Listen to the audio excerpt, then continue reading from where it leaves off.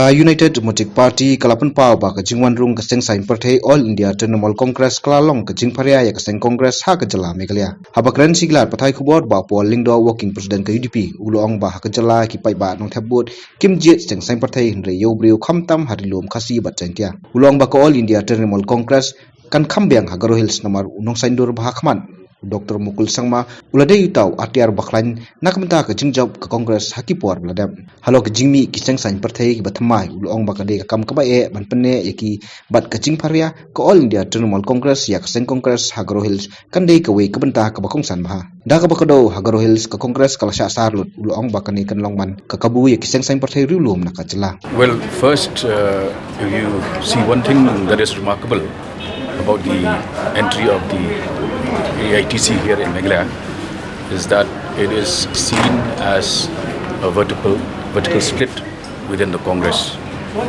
In the state where it first became very strong, the AITC was seen as an alternative to the BJP. But in the case of Meghalaya, the perception and in fact the reality is that because of the split in the Congress, reducing it to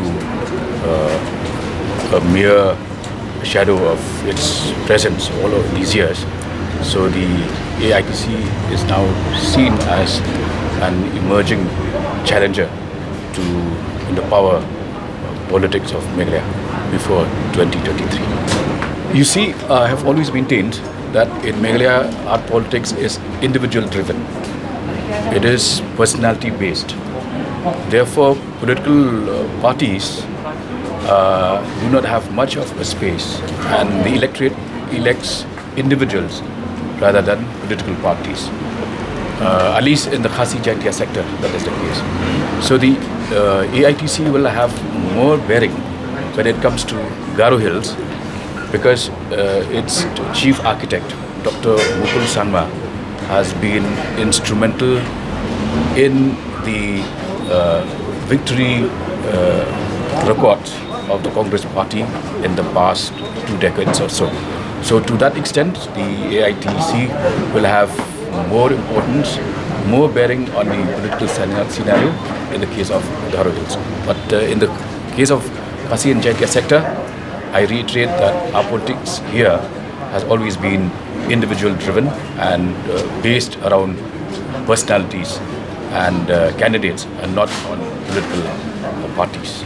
It is difficult to first be on your feet and even more difficult to make imprints. So to that extent, forming and sustaining a political party is not a walk in the park. It is a difficult task, to be certain. My immediate reading is that the AITC Congress split will play a very significant role in the Garo Hills sector, and especially with the Congress being reduced to just 5 MLAs in the Khasi Jaintia sector, and also the emerging news that even MDCs are all deserting the Congress. So the Congress will be wiped out, at least in the Garo Hills sector. In the Khasi Jaintia sector, again, I maintain that we need to do more analysis. But the fact of the matter is that in this part of the state, elections have always been centered around individuals. Do you view this political development? Definitely. It is an advantage to regional groups, regional parties, because we now have, when the enemy camp, when the other camp is split, divided, then there is bound to be, as has already happened, there has already been an exodus of supporters and workers, and also the perception that is gaining ground, because at one point of time, the general perception was that regional parties will not and cannot unite. But today, it has been shown, it has been demonstrated very clearly that national parties like the Congress could not remain united once they are out of power. You know, it takes them just less than 4 years to be out of power for them to be divided and truncated in this manner. Well, I'll tell you, it's not easy to form and even more difficult to sustain a political party. So forming, yes, it's all right.